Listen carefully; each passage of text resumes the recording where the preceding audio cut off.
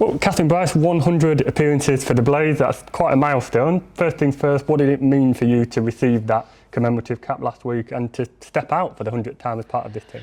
Yeah, it was an absolute honour to step out on the field for the 100th time for this team, and a really special moment. Kind of receiving the cap and having the presentation from Kirstie and Sarah, who played pretty much all of those 100 games with. So yeah, and it was a really special day and kind of a real honour to be able to do that for the first time. Absolutely. And you mentioned Sarah, obviously. You've had her along for quite a lot of the ride. How enjoyable has it been to play and succeed alongside her as well? And I suppose is there an element of support that maybe only sisters can give each other?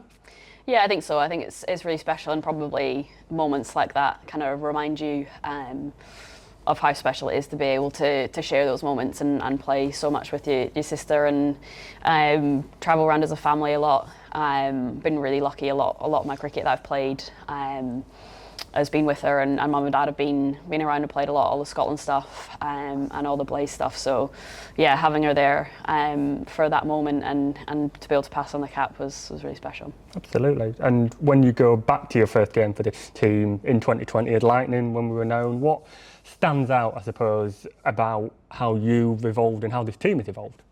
I think it's been a massive transformation in the team, and actually a lot of the girls were around in those first few years. A lot of them kind of having gone through Loughborough Uni and played at Loughborough Uni.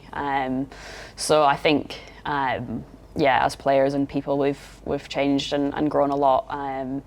So yeah, you think you're kind of ready for those moments back then, but actually kind of how much you've grown as a player and developed has been really special to look back. And yeah, I guess it's a real honour to have been able to be one of the first contracted players as well in the country, in the domestic space, and yeah, to kind of see how it's grown from there with only 2 or 3 players that very first year to kind of full squads, wider squad, being really professional and in these really professional environments. Definitely, and I suppose in the wider context of the women's game as well, we've had the England squad announced for the World Cup. I'm sure as a Scotswoman you're already looking for the weak points, but it's in the context of the continued astronomical growth of the women's game in this country. Yeah, it's been incredible. I think this summer is going to be incredible for the game in this country.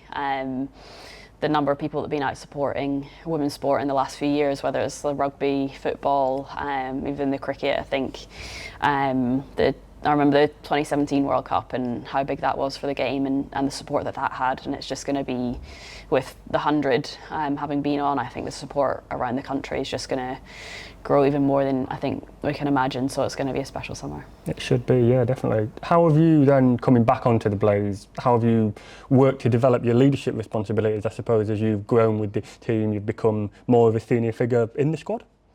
Yeah, I think like looking back, starting captaining the team, and we're pretty young at that age, so I think it's probably become more of a natural leadership. I think when you're younger, you try and mould into what you think you should be as a leader, rather than kind of taking your strong attributes and growing on that. So probably, yeah, just figured out how to be more of yourself within the role and try and get the best out of people and develop people, and welcoming new younger players in. There's probably more young players coming in through it rather than at the start kind of you're all starting together. So yeah, it's pretty special to be able to bring those new people in and see the special talents that they had, and kind of also see the work that they do throughout the winter and see it pay off through the summer.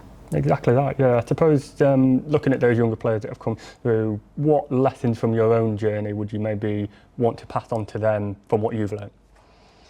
I think just trying to gain as much life experience as well. I think I was really lucky, and quite a few of us were really lucky, that went to university and had all that life experience, and I think it's going to be tough now coming straight in at a young age, and it's trying to find that balance of, yes, you're in a professional environment, but also you're young and kind of get out there and still carry on doing the things that you enjoy, rather than it just making your life completely revolve around cricket. The schedule can be pretty chaotic at times, but yeah, just trying to take those moments of remembering what else makes you special as a person as well. Yeah, definitely. Is that the biggest piece of advice you've received, I suppose, on your journey, to not make it all about cricket and to try and enjoy it as well?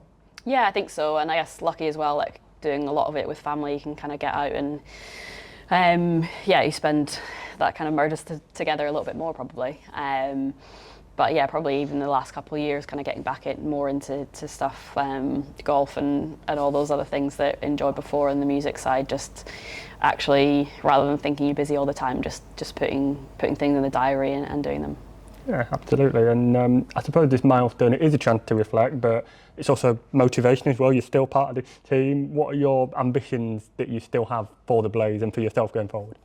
Yeah, I think we've made huge strides in the last couple of years, obviously making a lot of finals and lifting the trophy in 2024. So just striving even more to kind of grow and build the best programme in the country, and be playing some of the best cricket out there, probably grown and developed as a player massively over the last couple of years. So hopefully that continues and keep growing with the game rather than just trying to stay the same. You want to keep developing in all areas, and I think to see that growth over the last couple of years, hopefully there's more to come, and carry on playing and striving for more silverware.